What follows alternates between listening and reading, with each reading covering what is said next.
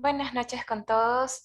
Vamos a esperar tan solo unos minutos más y así vamos a dar inicio ya a nuestro webinar.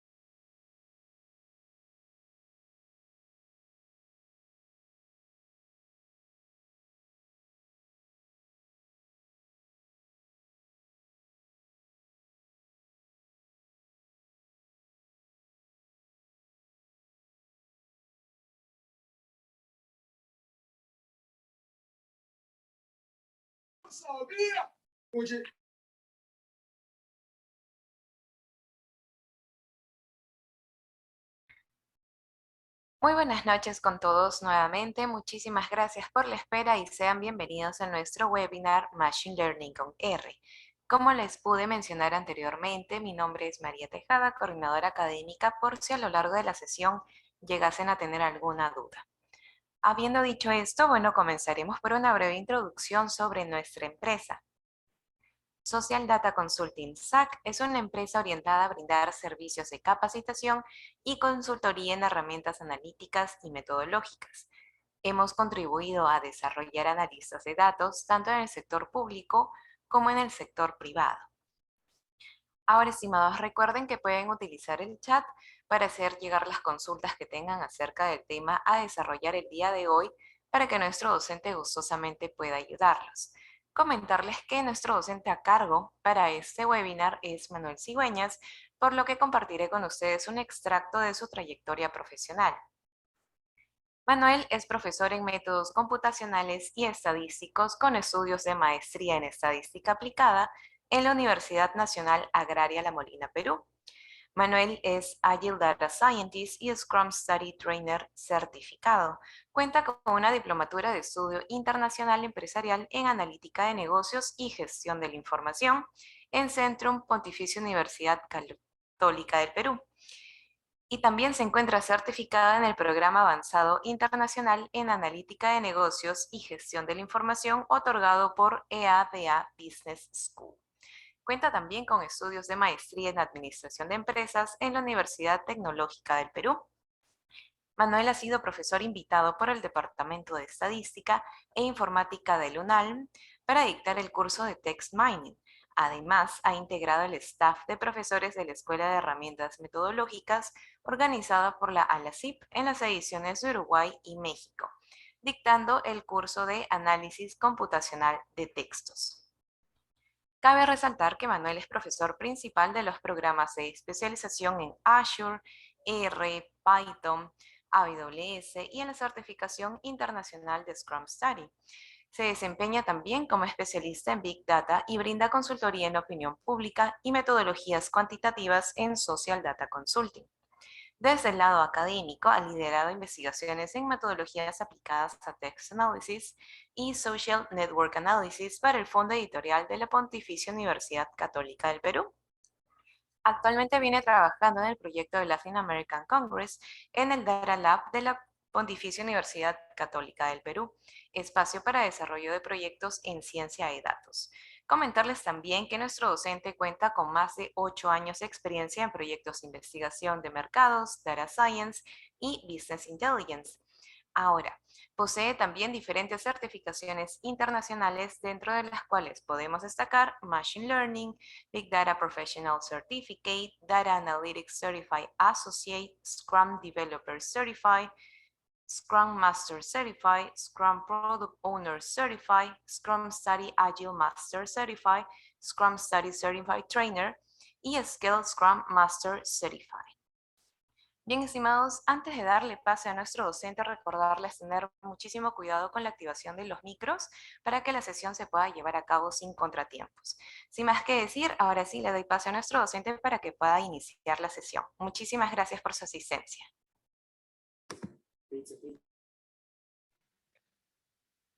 Muchas gracias, María, por la presentación. Buenas noches con todos. María, no sé si me puedes confirmar si se logra oír bien. Sí, se logra ir, Manuel. Ok, perfecto, listo. Muchas gracias. Bien. Bueno, la charla de hoy es para comentar acerca de Machine Learning en R. ¿Sí? Bueno, el término Machine Learning como tal es un término bastante de moda. Podríamos decir, se ubica dentro de lo que se conoce como inteligencia artificial, es decir, el intento por imitar el comportamiento humano. El Machine Learning está basado en datos para que nosotros podamos realizar modelos de aprendizaje de forma automatizada y así poder predecir sucesos futuros, ¿no? Por ejemplo, podríamos dar un caso así súper sencillo, puede ser fraude crediticio, ¿ok? Supongamos que nosotros normalmente al día hacemos varias transacciones, entonces, digamos, el total de clientes de una entidad financiera puede llegar a cientos de miles de transacciones en un periodo dado, y muchas de estas transacciones pueden resultar ser transacciones fraudulentas, ¿verdad? Entonces necesitamos crear un modelo para poder predecir estas transacciones fraudulentas. Este modelo pueda identificar si como tal una transacción es fraudulenta y así, por ejemplo, realizar bloqueos de tarjeta de forma temporal. Eso en algunas oportunidades, un par de oportunidades me ha pasado. Estoy haciendo una compra por internet y me llega una notificación de que la transacción que estoy realizando no ha sido bloqueada. Me llega un mensaje a mi celular que de forma temporal, por 24 horas, mi tarjeta ha sido bloqueada, ¿ok? Y si en caso he sido yo el que hice la transacción, me comunique a banca por internet para levantar el suceso, ¿no? Y así pueda realizar las compras con normalidad. Bien, entonces, ¿pero qué hay detrás, digamos, de esta, digamos, de esta historia, ¿verdad? de bloqueo de tarjeta. ¿Qué hay detrás? En realidad lo que hay detrás es un modelo, ¿ok? Que ha sido entrenado por el comportamiento de los datos de clientes que han sido víctimas de robo y por lo tanto han realizado con sus tarjetas transacciones no autorizadas por ellos, ¿ok? Es decir, transacciones fraudulentas, ¿ok? Y entonces ha pasado por un proceso de aprendizaje, digamos, el modelo, ¿bien? A partir de datos cuyo resultado fue transacción fraudulenta y también por datos cuyo resultado fue transacción no fraudulenta, ¿verdad? Bien, entonces tenemos que nosotros hemos entrenado como tal un modelo a partir de datos. Ese es el Machine Learning, ¿ok? Y no solamente está siendo aplicado a casos de banca, actualmente se viene utilizando para temas de salud, ¿ok? Temas de educación, para evaluar la deserción estudiantil y así predecir si a un alumno se le podría otorgar una beca, por ejemplo, de estudios. En salud también para poder predecir infartos, predecir cánceres de piel, bueno, y otras patologías que se puedan presentar. Está siendo implementado, además de eso, en campos como el retail, ¿no? Hidrocarburos, telecomunicaciones, es decir, el machine learning cada vez está más presente en diferentes áreas. ¿Bien? En telecomunicaciones, por ejemplo, para predecir por qué un cliente reclama, ¿no? De variables, a partir de variables de señal, por ejemplo. Bien, y poder identificar cuál es la probabilidad a partir de valores de señal que un cliente reclame o no. Bien, entonces estos modelos obviamente tienen un proceso para ser como tal desarrollados, pasan por un proceso de entrenamiento, pasan por un proceso de optimización de hiperparámetros, ¿ok? Y bueno, en realidad también de hecho, por acá uno de sus compañeros consulta sobre en agricultura, ¿no? De hecho, no es mi especialidad, pero con el profesor de Power BI, él ya viene trabajando eh, aproximadamente 3 años en una empresa agroexportadora como científico de datos, ¿no? Y bueno, su intervención básicamente es implementar modelos precisamente en esta industria, ¿no? En este negocio. Así que, de hecho, sí, también hay uso en diferentes sectores, agricultura, hidrocarburos, telecomunicaciones, banca, salud, educación, etcétera, ¿bien? Ok, e incluso también, por ejemplo, el filtro automático de spam es el uso de Machine Learning, ¿sí? Saber cuál es la probabilidad de que un correo sea spam. Esa probabilidad de que un correo sea spam es determinada por un modelo, ¿ok? Un modelo, en este caso, que ha seguido todo un proceso de Machine Learning. Bien, entonces lo que nosotros ahora vamos a desarrollar es eso. Vamos a desarrollar un modelo, vamos a poner en práctica usando el lenguaje de programación R, el entrenamiento de un modelo, la preparación de los datos, el entrenamiento, la optimización de hiperparámetros de un modelo. ¿Ok? Precisamente hace un momento acabo de terminar una charla sobre Machine Learning, Azure Machine Learning, y he trabajado con el SDK de Python. He estado trabajando con el código de Python para explicar un caso de Machine Learning en la nube de Microsoft. Y, por ejemplo, el caso que yo les quería mostrar y donde es relevante, digamos, usar la computación en la nube, es la optimización de hiperparámetros, ¿no? Porque, por ejemplo, nosotros cuando desarrollamos un modelo, en realidad un modelo, algunos creen que, bueno, por ejemplo, tienen claro de pronto las fases del modelo, ¿bien? Y, por ejemplo, ¿no? Supongamos, profe, sí, yo tengo súper claro las fases. Por ejemplo, voy a hacer entendimiento de los datos. ¿Ok? Voy a hacer el entendimiento de los datos, profe. Así que no hay problema. Luego voy a generar por aquí la preparación de los datos o el preprocesamiento. ¿Ok? Y por ejemplo, si tengo una variable, vamos a suponer un problema dentro de la data, que puede ser, a ver, un problema dentro de la data podría ser la presencia de valores atípicos. ¿Ok? Vamos a suponer que dentro del preprocesamiento, vamos a colocar otro ejemplo, discretización. ¿Sí? Los modelos de Machine Learning, las variables tienen que ser discretas. Es decir, tienen que ser cualitativas. Las variables que se ingresen como predictores a un modelo. Bien, entonces, por ejemplo, digamos que la discretización es una tarea de preprocesamiento, pero hay diversas formas de discretizar. De pronto puede ser discretización por intervalos de igual amplitud, de pronto discretización por intervalos de igual frecuencia, discretización por K-means, discretización por entropía, ¿ok? Y podríamos enumerar otras formas de discretizar una variable. Por ahí, para el que no le quede claro, una discretización es llevar el proceso de llevar una variable cuantitativa a cualitativa. Por ejemplo, la variable edad es cuantitativa, ¿sí? ¿Cómo la discretizamos? Por ejemplo, podríamos usar una de estas técnicas y decir de 18, por ejemplo, supongamos que utilicemos K-means, ¿sí? Y discreticemos la variable en dos categorías. De 18 a 40, categoría 1, y de 41 a más, categoría 2, ¿ok? Entonces, esa es la discretización, ¿sí? Y obviamente este proceso de discretización es guiada por alguno de estos procesos de discretización que acabo de mencionar, ¿no? Como intervalo de igual amplitud, intervalo de igual frecuencia, K-means, entropía. También hay discretización por Chi-merge, que es la discretización basada en el chi cuadrado, etcétera, ¿no? Entonces, tenemos otras formas más de discretización.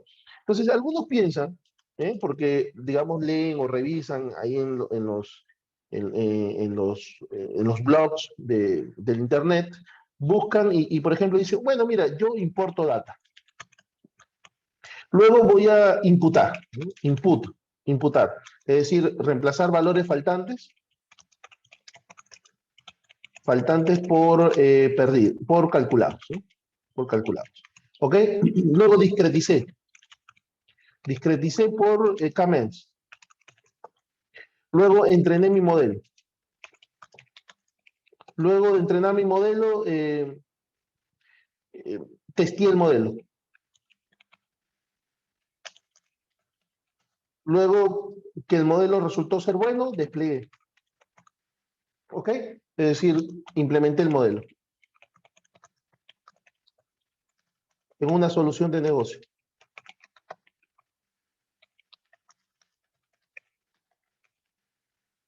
Bien, o sea, es decir, esto es lo que hacen algunos cuando desarrollan un proyecto, ¿verdad? Sin embargo, cuando uno pasa por la fase de entrenamiento del modelo, nosotros podemos seleccionar diferentes modelos.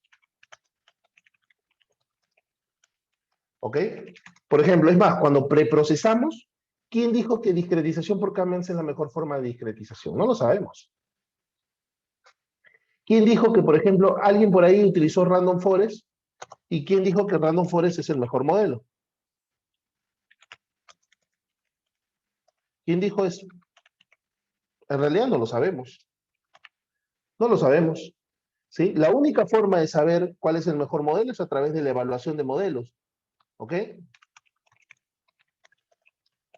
De la evaluación de modelos. Y por ejemplo, es más, Random Forest, ustedes cuando programan Random Forest, por ejemplo, que es uno de los modelos más utilizados en Machine Learning, por ejemplo, ustedes, hay parámetros dentro de la misma función Random Forest, ¿no? Por ejemplo, voy a mostrarles aquí, en esta parte del código. Aquí está, aquí, vamos a ver.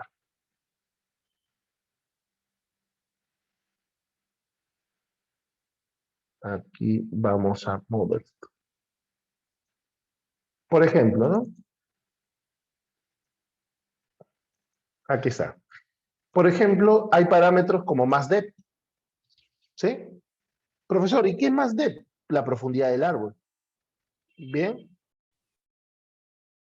Hay parámetros como, por ejemplo, el radio, muestra de radio, ¿no? Sample rate, 0.55. Hay parámetros como número de árboles, ¿ok? ¿Cuántos árboles va a generar cada modelo de árboles de Random Forest? Entonces, nosotros en realidad podemos probar diferentes parámetros dentro de un modelo. Sin embargo, cuando nosotros programamos un modelo, decimos número de árboles 50, más de profundidad del árbol, 20. Y creemos que ya hemos programado un modelo. En realidad, esto que estoy haciendo aquí, que se muestra en este código, que lo vamos a ver ya en la parte final del taller de hoy, se conoce como la optimización de hiperparámetros. Optimización de hiperparámetros. ¿Ok? Entonces, en realidad, cuando nosotros desarrollamos un proyecto de Machine Learning, nosotros no seguimos una secuencia y hacemos una tarea, sino probamos diferentes parámetros, diferentes formas de preprocesar la data, ¿sí? Es más, por ejemplo, cuando yo desarrollo modelos, lo que yo hago es, a veces puedo tener de la data hasta 300 versiones de la data preprocesada. Ojo, ¿eh? Por ejemplo, profe, ¿cómo que 300 versiones? Eso es imposible. Claro que sí. He tenido cientos de versiones. Por ejemplo, una versión es cuando imputé por regresión la variable, discreticé por K-means. Otra versión es imputé por la media, discreticé por K-means. Otra versión es imputé por, digamos, por la media y discreticé por intervalo de igual amplitud. Entonces, miren las combinaciones dentro de las tareas de preprocesamiento que me podría llevar a tener 300 versiones de una data preprocesada de diferentes formas. Entonces, cuando nosotros desarrollamos un modelo de Machine Learning, en realidad nosotros calculamos diferentes versiones de una data, ¿sí? No tenemos una única versión, tenemos diferentes versiones. Ahora nosotros vamos obviamente a trabajar por razones de tiempo, porque quiero centrarme en este taller en la optimización de hiperparámetros, en una forma de preprocesar. Pero en realidad ustedes podrían tener N versiones de una data, ¿sí? Se programa y se almacenan, por ejemplo, 300 ficheros con las combinaciones de preprocesamiento diferentes. Ahora, esos 300 ficheros que se han creado con diferentes formas de preprocesar la data, bien, ahora ustedes van a hacer, esos 300 van a ser ingresados a un modelo. Ahora, imagínense solamente Random Forest, miren, Random Forest va a crear un modelo, en total, aquí podemos chequear cuántos modelos crea para optimizar.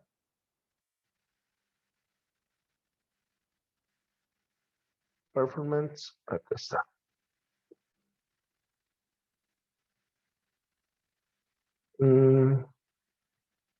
Este es el modelo óptimo. Acá están los parámetros. Miren, por ejemplo, va a crear número de árboles en Random Forest 50 y va a ir de 50 en 50, ¿no? 50, 100, 150, 200, 250 y 300. O sea, va a probar con 6 parámetros diferentes. ¿Ok? Ahora estos 6 parámetros diferentes, multiplícalos por, solamente ahí, 6 por, va a ir en uno. 3, 4, 5, 3, 4, 5. 6 por 3, 18. Ahora multiplícalo y así lo vas a elevar y vas a tener una combinación de cientos de modelos para optimizar el parámetro de Random Forest. Ahora multiplica eso por las 300, por los 300 diferentes formas de preprocesar la data. Entonces, solo para determinar cuál es el BET model y la forma de preprocesamiento, hemos procesado 900 modelos. Bien, entonces, hacer Machine Learning en realidad no es una tarea sencilla, ¿ok?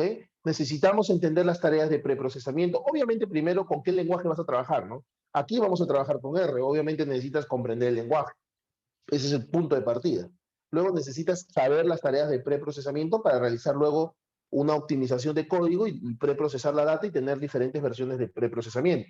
Necesitas conocer los modelos, la matemática detrás y la implementación computacional usando un lenguaje, que en este caso es R, y luego conocer cómo optimizar los parámetros o hiperparámetros, como se conoce en la literatura, de estos modelos que nosotros vamos a utilizar para el desarrollo de para el modelado, valga la redundancia, de nuestros datos. ¿Ok? Ahora, en el ejemplo que les acabo de mostrar, son 900 modelos, ¿ok? Pero para Random Forest. Ahora, súmenle ustedes si quieren también probar con árboles de decisión, con Navy Bayes, con máquina de soporte vectorial, con redes neuronales. Entonces estamos hablando probablemente de miles de modelos que se van a tener que ejecutar, ¿ok? Para que nosotros podamos determinar cuál es el mejor modelo para nuestros datos. Lo que yo siempre les comento a mis alumnos en el programa, como tal, es que no existe el mejor modelo. Por aquí alguien me puede decir, no, profesor, usted se equivoca, porque yo he leído artículos donde, por ejemplo, hacen comparación de modelos, ¿ok? Usted está equivocado, porque yo he leído un artículo donde hacen comparación de modelos y el artículo concluye que, por ejemplo, se generaron 2000 simulaciones y el mejor modelo, el que explicaba más simulaciones, era, por ejemplo, vamos a colocar un ejemplito, Gradiente Boosting, ¿ok? Ese era el mejor modelo, así que usted se equivoca.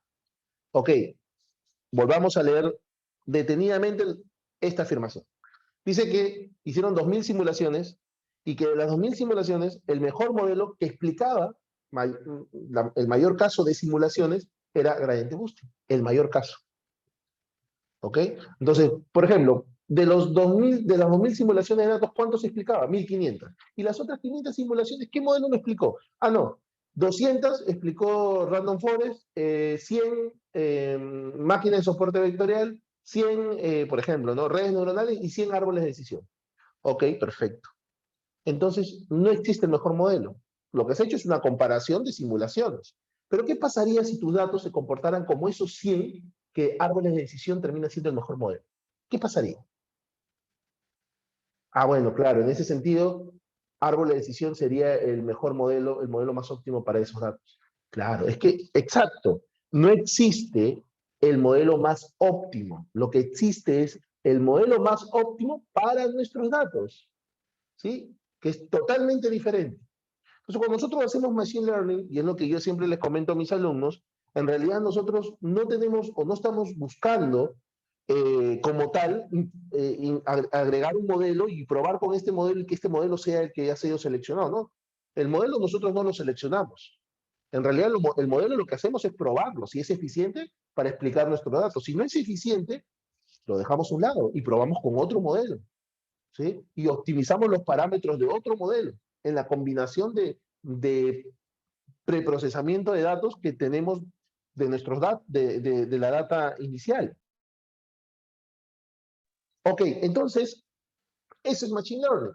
¿Sí? Entonces, el Machine Learning como tal implica conocimientos de programación, del lenguaje que vas a trabajar, conocimientos de, tareas de preparación de datos, de preprocesamiento, implica conocimientos matemáticos y de implementación computacional de los modelos que nosotros vamos a utilizar y la optimización de modelos, la evaluación de métricas, conocimiento de métricas para evaluar estos modelos, para determinar cuál es el modelo más relevante para nuestros datos, y así el modelo más relevante pueda ser implementado en una solución para nuestro negocio.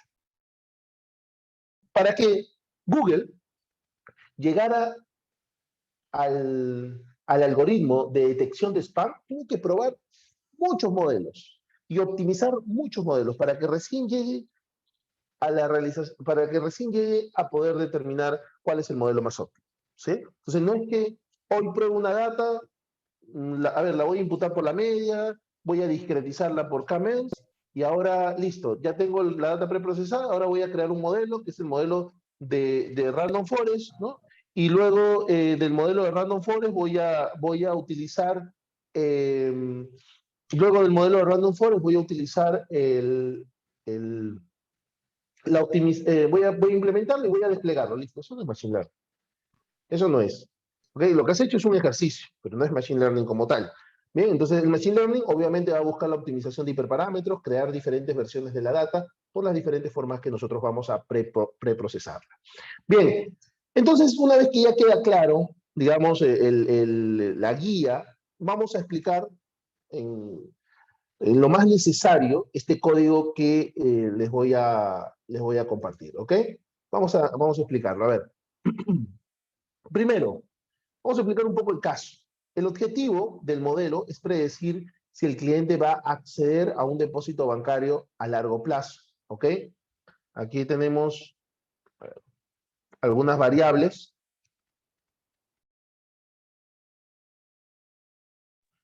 A ver, tenemos la variable si se suscribió al plazo.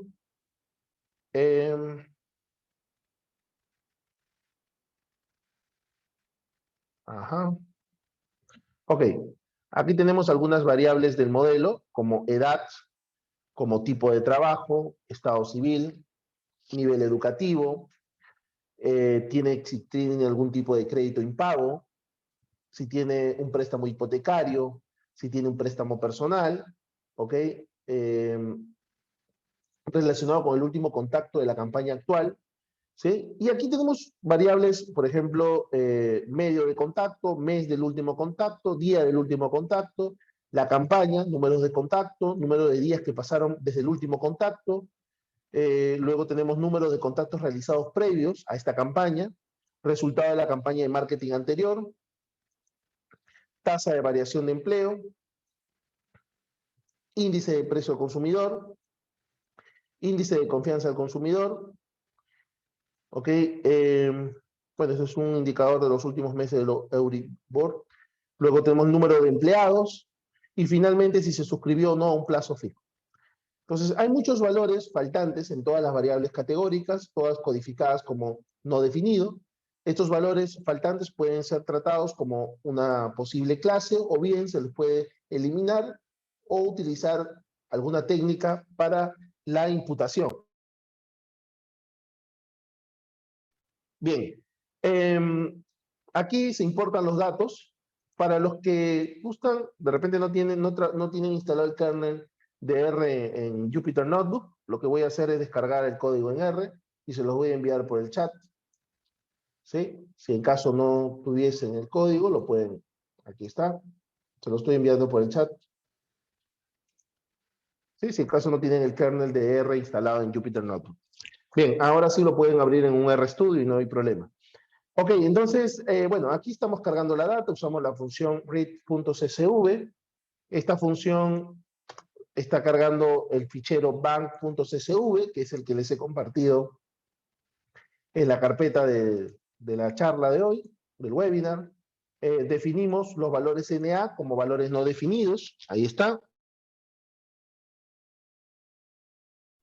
Lo definimos como valores no definidos y aquí estamos utilizando el fichero, usa como separador el punto y coma, y listo, se realiza la importación del fichero, ¿ok? Ahí tenemos el fichero que ha sido importado. Listo.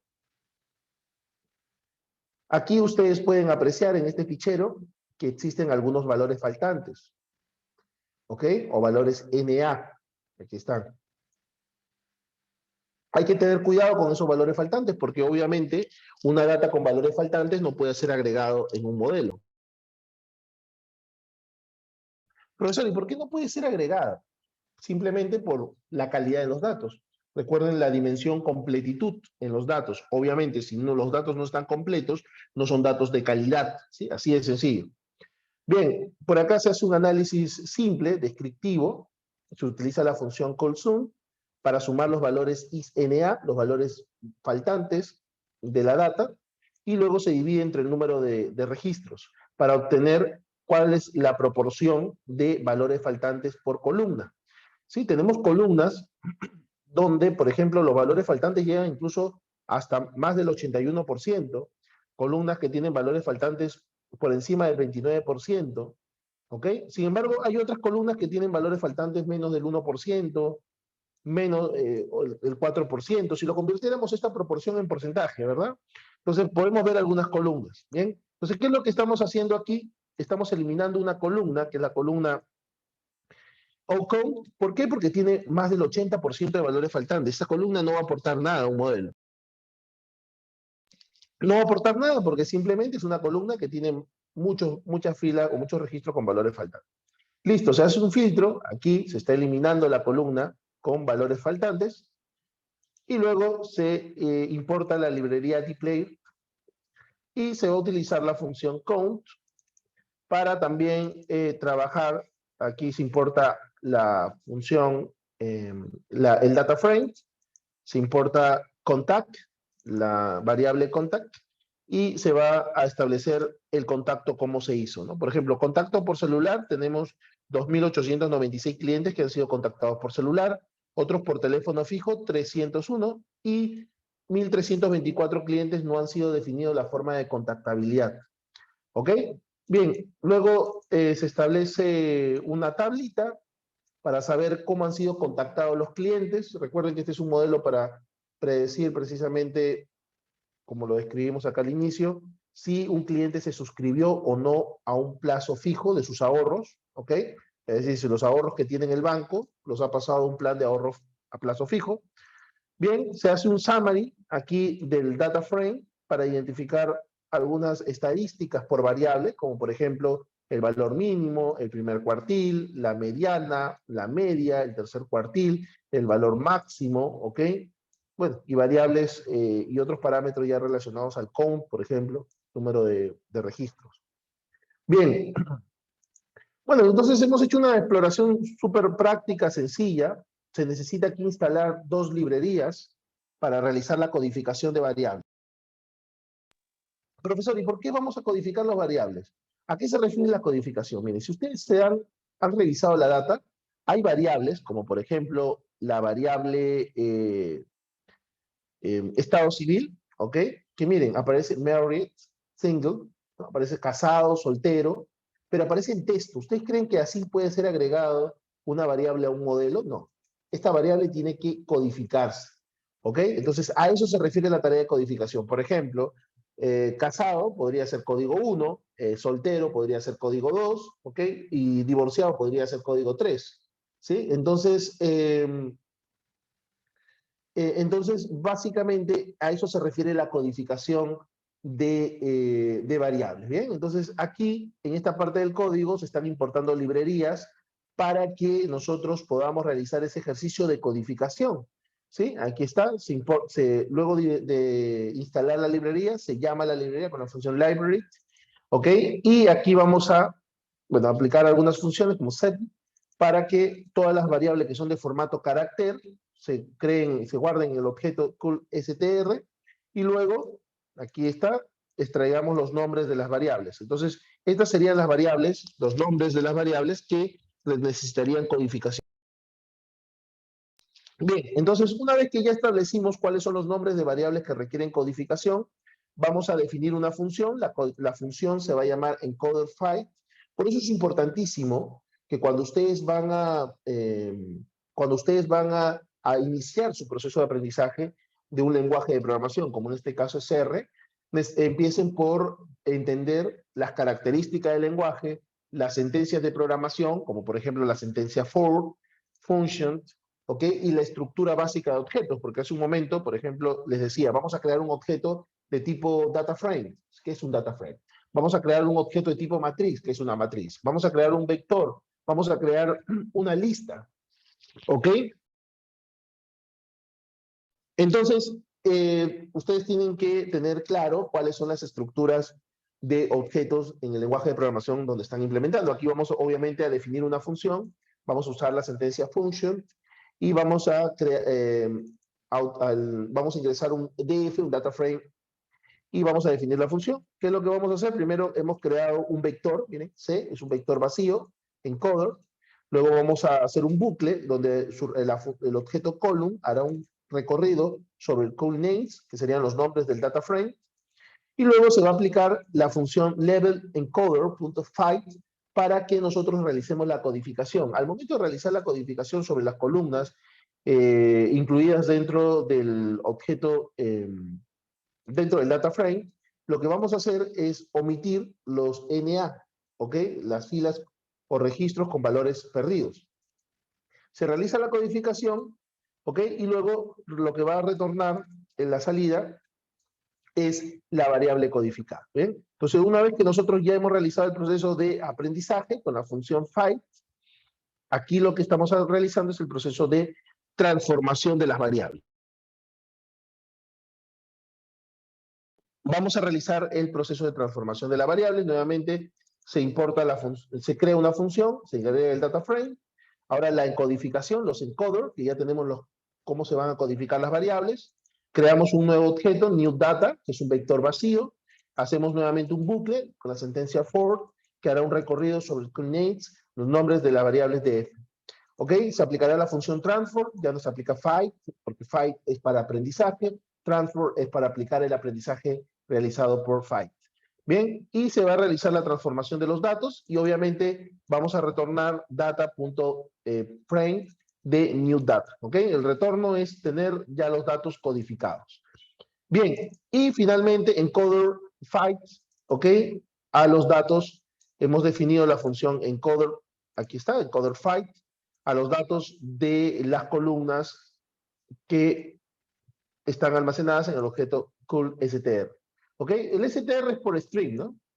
Objeto tipo carácter o texto, como quieras definirlo. Bien, y creamos el objeto encoder. Bien, entonces, profesor, ya aquí lo que nosotros hemos realizado es la codificación de las variables, claro. Ya si ustedes printean la data, bien, van a poder encontrar que las variables que anteriormente estaban en formato object, ¿ok? O string, o tipo carácter, ya han sido codificadas. ¿Bien? Ok. Ahora, la siguiente tarea es dividir la data, porque recuerden que nosotros tenemos la data en general, ahora la data tiene que ser dividida en datos de entrenamiento y datos de testeo, para que con los datos de entrenamiento nosotros podamos realizar, valga la redundancia, el entrenamiento del modelo, y con los datos de testeo nosotros podamos evaluar el modelo entrenado. Bien, ok, entonces usamos la función split, y vamos a usar el parámetro split ratio, el 70% de datos. Aquí definimos la proporción de datos que serían para entrenar el modelo, el 70% de los datos. Bien, entonces vamos a utilizar, hacemos un filtro, aquí part true, van a ser seleccionados del data frame el 70% de los datos para entrenar el modelo, y false, obviamente el porcentaje restante, que sería el 30% de los datos para testear el modelo. Listo, creamos así train y test.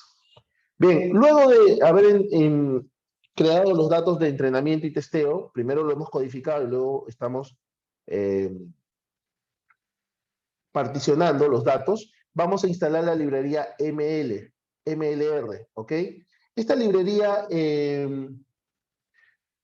¿cuál es la diferencia? Por acá pregunta Rubén entre los datos de entrenamiento y testeo. Los datos de entrenamiento, ¿ok? Mira, los datos de entrenamiento son los datos con los cuales nuestro modelo aprenderá. Y los datos de testeo son los datos con los cuales nuestro modelo será evaluado. ¿Ok? A ver, un segundo.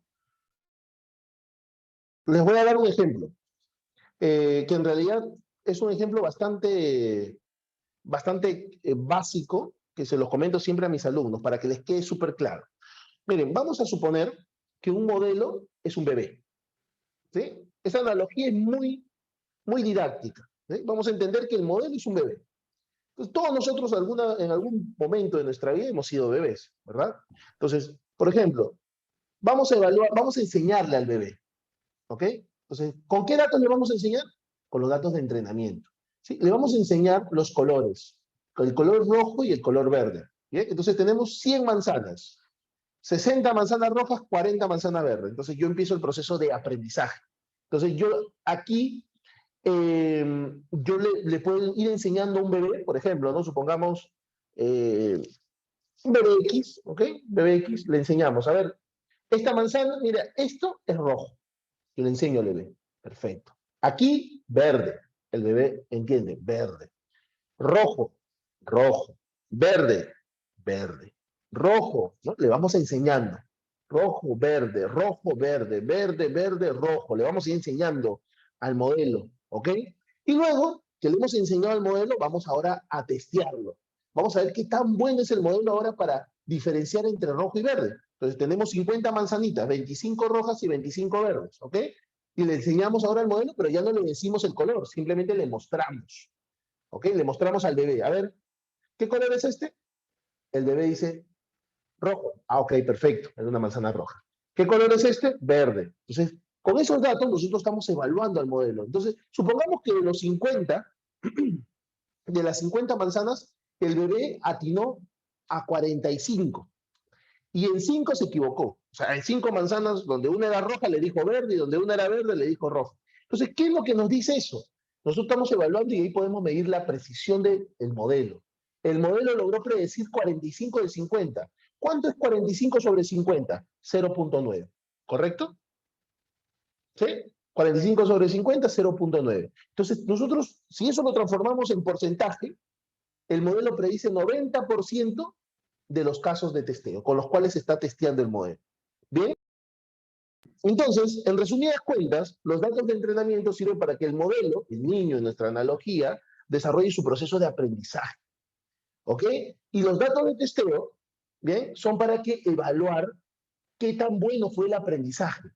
Ahora, profesor, pero ¿qué pasa si el niño, ¿no? Por ahí siempre hay un alumno así que le gusta eh, problematizar más el caso, y dice, profe, pero ¿qué pasa si el niño no predice, predice solamente de las, no sé, de las 50 manzanas que usted dice, solamente predice 20? O sea, eso quiere decir que el modelo, o el niño, el bebé en nuestro ejemplo, tiene una precisión del 40%. O sea, tiene un error. Si su precisión es 40%, ¿cuánto es error? Complemento, 60%. O sea, tiene un error mayor que la precisión. Entonces es un mal modelo.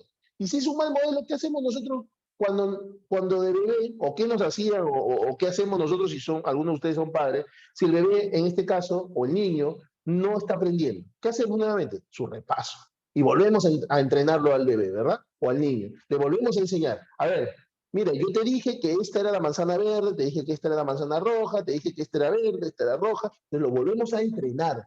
Volvemos a que pasen nuevamente por un proceso de aprendizaje. ¿Sí? Entonces, eso es lo que se hace con un modelo que finalmente no, al momento de realizar la evaluación, no es un buen modelo, lo regresamos a que siga aprendiendo. Lo vamos a retornar a su fase de aprendizaje. Bien, entonces, ustedes mismos se están dando cuenta que hacer machine learning no es seguir un tutorial de internet sobre un modelo, ¿eh? No es muy fácil, no es muy sencillo. Algunos piensan, no, sigo esto, ya está, ya mi modelo ya lo puedo implementar en la empresa. No, no es así. ¿Ok? Porque hay muchos puntos que hay que realizar para evaluar, para poder desarrollar un modelo de machine learning. ¿Quedó claro ahora sí, Rubén, tu duda? ¿Sí? Todo bien, ¿no? Ok, mira, entonces, como les estaba mencionando, desarrollar, esta analogía es muy buena, ¿no? Porque en realidad te permite entenderlo cualquier tipo de problema con respecto a Machine Learning, porque finalmente eso es lo que quiere hacer Machine Learning, es imitar el comportamiento humano, pero a partir de datos, ¿verdad? Entonces nosotros aprendemos a partir de datos, ¿sí? Nosotros aprendimos a diferenciar colores a partir de los datos que fueron ingresados, ¿sí? Recuerden, ¿qué es la inteligencia artificial? Es imitar el comportamiento humano, ¿verdad? ¿Qué es el Machine Learning? Realizar la imitación, pero a partir del aprendizaje que se realiza a través de los datos. ¿Sí? Entonces, no está muy alejado de la analogía que acabo de comentar. Bien, entonces hemos realizado el particionamiento de los datos, nos queda claro para qué sirven los datos de entrenamiento y testeo. Bien, y ahora sí vamos a realizar algunas tareas de preparación de los datos. Por ejemplo, los datos tienen valores faltantes. ¿Ok? Hay que realizar, discúlpenme, hay que realizar tareas de imputación.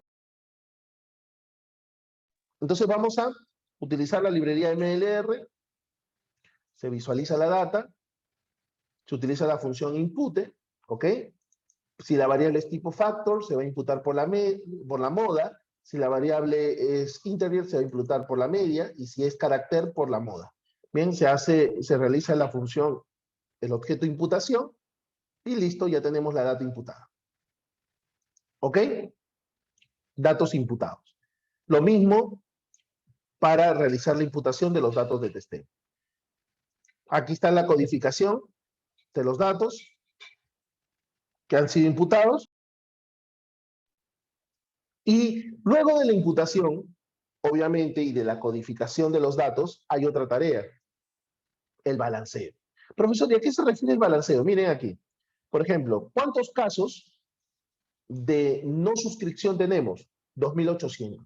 ¿Y cuántos casos de suscripción tenemos? Tenemos 365. Si llevamos esto a una gráfica, la gráfica es esta.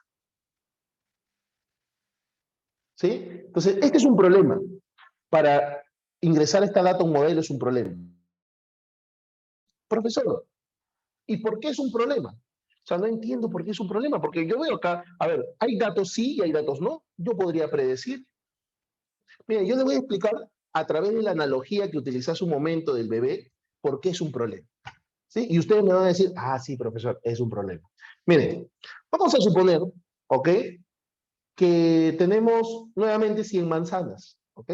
Pero de estas 100 manzanas, solamente 5 son rojas y 95 son verdes, ¿ok? Y le vamos a enseñar a un niño, a un modelo, le vamos a enseñar, le vamos a pasar por un proceso de aprendizaje, ¿ok? Muy bien, entonces empezamos. El niño, le enseñamos verde, verde, verde, verde, verde, verde, verde, manzanas verdes, le vamos a decir verde, verde, y luego va a haber una roja, luego nuevamente verde, verde, verde, verde, roja, verde, verde, verde, roja, verde, verde, verde, verde, roja, y verde, verde, verde, roja. Entonces, ¿qué ha pasado con el niño? Le hemos enseñado los colores, pero tiene más conocimiento sobre la manzana verde, el color verde, que sobre la roja. ¿Ok? Entonces, cuando pase el proceso de evaluación a ese niño probablemente muy poco se equivoque en predecir la verde, pero la roja no tiene la suficiente data o los suficientes casos para que él fije su aprendizaje. Entonces, el modelo va a ser preciso para predecir los casos verdes, pero va a ser impreciso para predecir los casos rojos. Regresando al caso que nosotros estamos desarrollando, tenemos más casos de clientes que no se suscribieron. Entonces, ¿ustedes qué creen que va a pasar con el modelo? A ver, díganlo ustedes. ¿Qué creen que va a pasar con este modelo, chicos?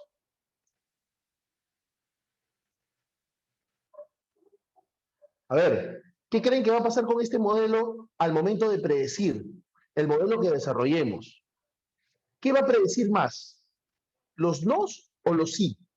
O de mejor forma, por el aprendizaje que han pasado. Obviamente, lo que va a predecir mejor son los no. ¿Ok? Bien, entonces, ese es el problema. Que van a predecir mejor los nos que los sí. Entonces, ¿saben cómo se conoce, saben cómo se le ha tipificado ese problema en el Machine Learning? Overfitting, underfitting. Problemas de ajuste o sobreajuste en un modelo. Entonces, ¿de dónde sale el overfitting y underfitting? Salen de aquí. De que no has balanceado de forma correcta la data y obviamente te está dando problemas de sobreajuste después. Porque el modelo va a predecir bien para una categoría, pero mal para la otra. Y eso va a generar un sobreajuste del modelo. Bien, entonces es importante que los casos estén de forma balanceada para que así el modelo aprenda de forma equitativa, ¿no? Regresamos nuevamente a nuestra analogía.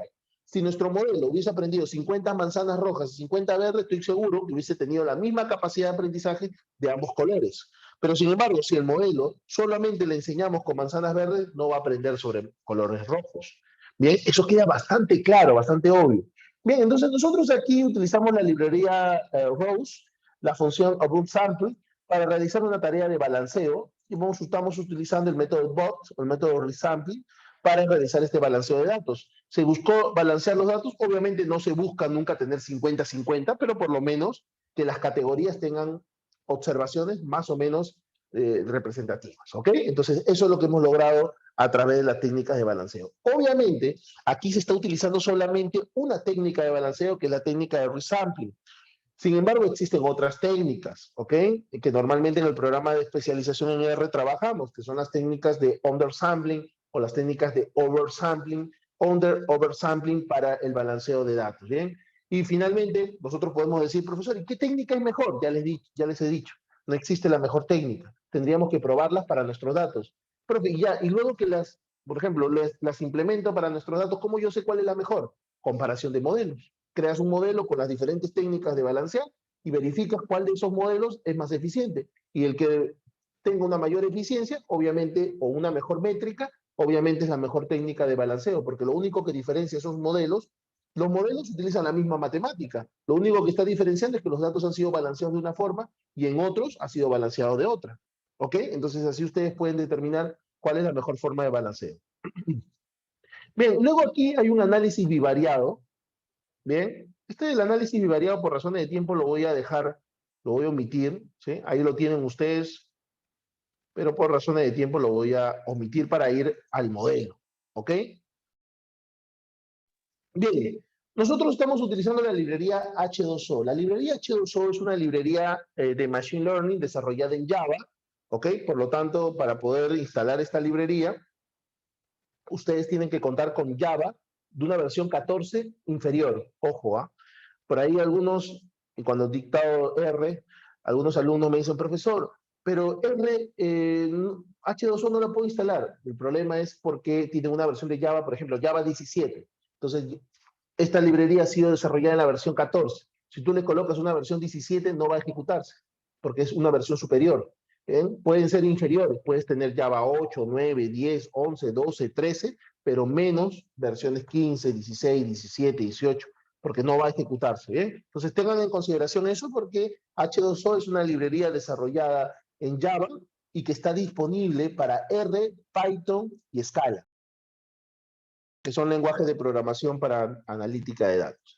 Bien, entonces tenemos la librería H2O, install.package H2O, instalamos H2O, llamamos H2O. La particularidad de esta librería H2O es que esta librería es una librería de procesamiento paralelo. Profesor, ¿qué es eso? Bien, el procesamiento paralelo es que ustedes cuando trabajan en R, normalmente con una librería, por ejemplo, existe la librería Random Forest en R, la librería Random Forest. La librería Random Forest, cuando ustedes compran un ordenador, lo que hace la librería Random Forest es trabajar con un, acá para que me tomen mejor el ejemplo, ajá. Por ejemplo, ¿no? Supongamos que este es su CPU, ¿ok? Este CPU tiene 4 núcleos de procesamiento, ¿sí? 4 núcleos. Normalmente la librería Random Forest lo que hace es, en R, es trabajar con un núcleo nada más. Pero si los demás, no los utiliza. Entonces, ¿qué es lo que hace H2O? H2O hace un clúster con todos los núcleos, ¿ok? Que en este caso son 4, supongamos, ¿ok? 4 núcleos de procesamiento. No, 4 son, porque acá dice CPU1, acá está, ¿no? CPU2, son como si fuesen dos CPUs separados, ¿ok? Entonces, con estos nodos de procesamiento, núcleos de procesamiento, H2O hace un clúster. Y recuerden, ¿qué es lo que hace las funciones de Machine Learning? Matemática. Y la matemática necesita núcleos para procesar los cálculos. Y si, por ejemplo, Random Forest, que es la librería en R, utiliza solo un núcleo y H2O utiliza los 4 núcleos de procesamiento, ¿cuál creen ustedes que sea la librería más rápida? ¿Random Forest o H2O, que es una librería de procesamiento paralelo en CPU? H2O. ¿Sí? Por eso H2O es una librería bastante interesante que normalmente yo les comento a mis alumnos para que hagan procesamiento paralelo. Y, por ejemplo, si con a Random Forest ustedes demoran en procesar un algoritmo, no sé, 5 minutos, utilizando H2O lo pueden hacer en 1 minuto, ¿sí? En menos tiempo. Y eso va a depender de los núcleos de procesamiento que tenga su ordenador, ojo, ¿ah? Porque también su ordenador puede tener varios núcleos de procesamiento. En mi caso, por ejemplo, mi ordenador tiene 12 núcleos de procesamiento, ¿sí? Obviamente va a ser mucho más eficiente que trabajar con solo un núcleo de procesamiento. Entonces, H2O es una librería bastante potente para desarrollar modelos de Machine Learning o utilizar modelos de Machine Learning bajo un cómputo paralelo, ¿ok? Entonces, genera un clúster con los núcleos de procesamiento de nuestro ordenador y realiza un procesamiento de cómputo paralelo. Bien, entonces activamos H2O. Bien, aquí H2O, como les comentaba, es una librería desarrollada en Java, así que los datos de entrenamiento y los datos de testeo tienen que ser convertidos en un H2O frame, y eso es muy fácil convertirlos, lo conviertes con la función as.h2o y lo conviertes en un H2O frame. Luego, es importante que en H2O la variable objetivo, ¿ok? La variable i, esté en formato factor. ¿Por qué, profesor? Pero si la variable está en formato numérico, ¿qué pasaría? Lo va a correr como un modelo de random forest de regresión. O sea, en vez de correr un modelo de clasificación, porque obviamente tienes dos casos nada más, los que se suscriben y los que no se suscriben, correrías un modelo de regresión. Entonces, para evitar eso, se utiliza la función as.factor. Bien, entonces realizas la conversión. Una vez realizada la conversión, extrae los nombres con la función names, los nombres de tus variables, y aquí extraes el nombre de la variable de los predictores, aquí está constata, y listo, miren, aquí está. H2O tiene la función random forest, ahí está. H2O.randomForest. Vamos a ejecutar el modelo sin optimizar parámetros, ¿eh? Hiperparámetros, miren, ingresamos los predictores, la variable objetivo, los datos de entrenamiento, los datos de testeo, decimos 50 árboles, ¿se acuerdan? Como lo dicen por ahí varios manuales de internet, profundidad 10. Ejecutamos nuestro modelo, ¿bien? Ejecutamos nuestro modelo, luego con la función performance establecemos el performance del modelo, aquí está train performance. ¿Cuánto es el AUC del modelo? 0.98 para entrenarlo, ojo, pero ahora vamos a testear el modelo. Miren, acá está la curva ROC, ¿ok? Con la función plot, la función AUC te extrae el AUC, el área bajo la curva ROC del modelo. La función plot de H2O te permite visualizar la curva ROC del modelo. Luego realizas la evaluación del modelo. Miren, el AUC era 0.98, ¿verdad? Ahora el AUC es 0.69. Miren cómo ha caído. Profesor, el modelo está sobreajustando. Hay un problema de overfitting aquí en el modelo. Claro que sí. Pero miren, no hemos optimizado hiperparámetros. Ahora lo que vamos a hacer es, aquí está la curva ROC para el modelo de los datos de testeo. Ahora lo que vamos a hacer es la optimización de los hiperparámetros utilizando la librería H2O. ¿Qué parámetros vamos a optimizar? Aquí hemos optimizado 4 hiperparámetros, ¿ok? El número de árboles, las iteraciones, hemos utilizado la profundidad del árbol, estamos optimizando la profundidad del árbol y también el ratio de muestreo. Bien, entonces aquí están los parámetros a optimizar. Utilizamos la función h2o.grid.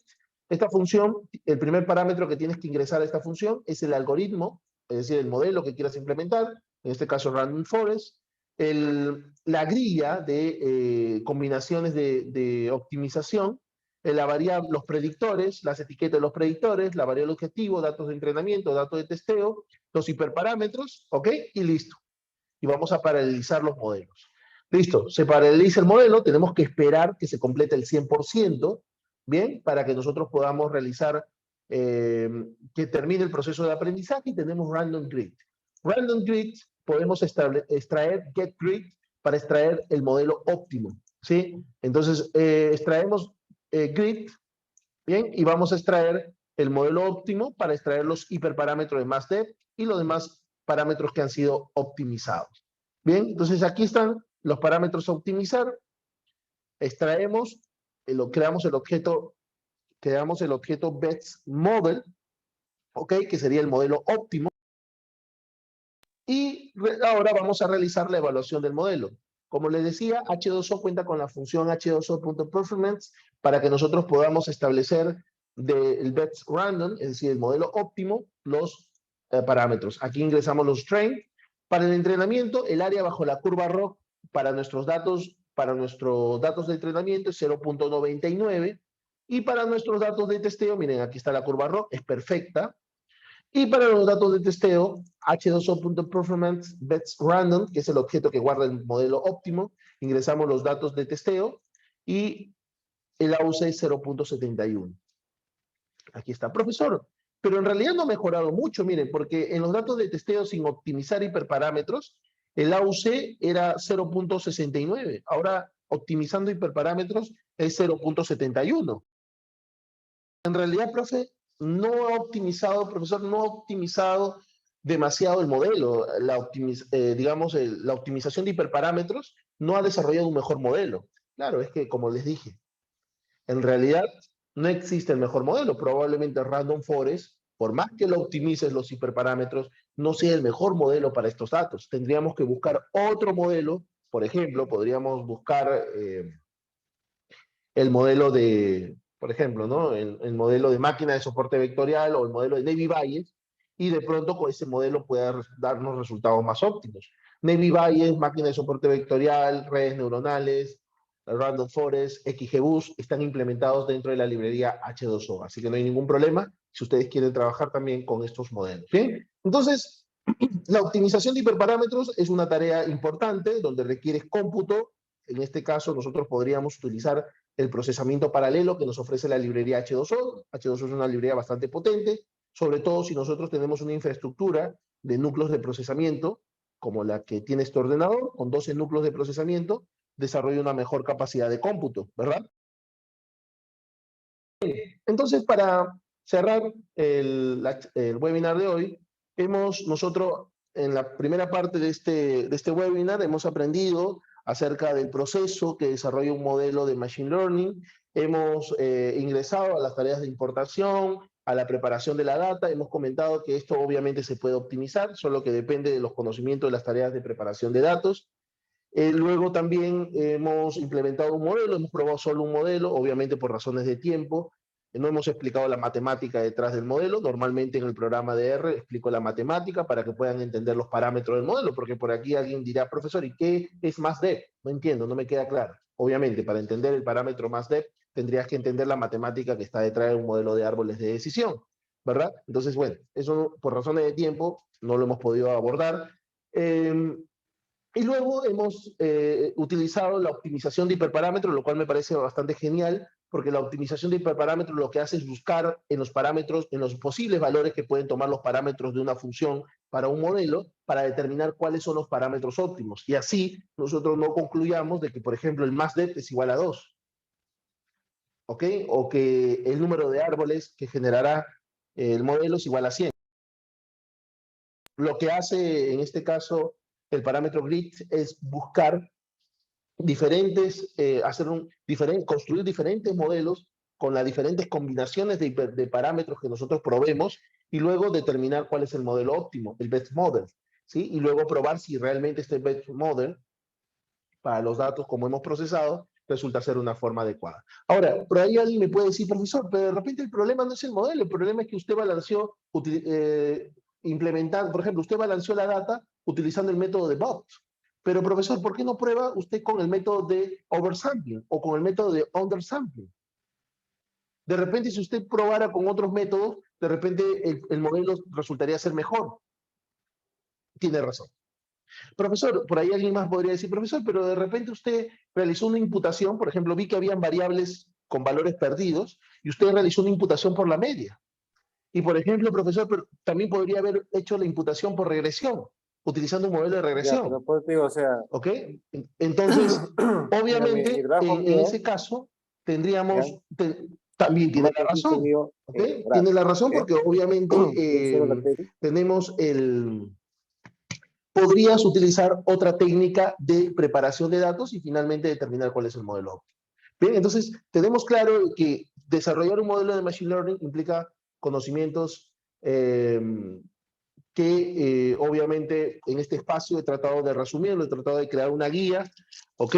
Sin embargo, implica muchos otros conocimientos de programación, conocer las tareas de preprocesamiento, los modelos, la matemática detrás de los modelos para buscar optimizar estos modelos, ¿ok? Y eso.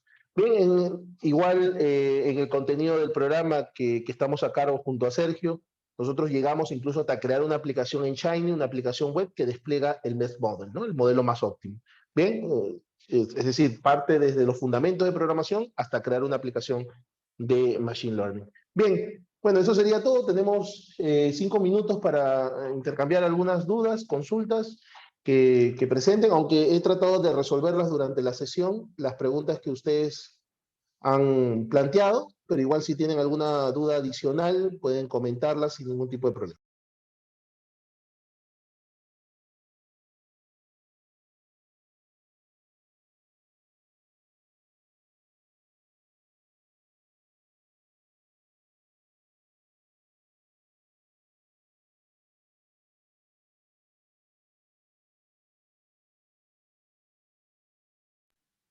¿Dudas, consultas? te digo, ¿no? Y los Bien. MS, o sea,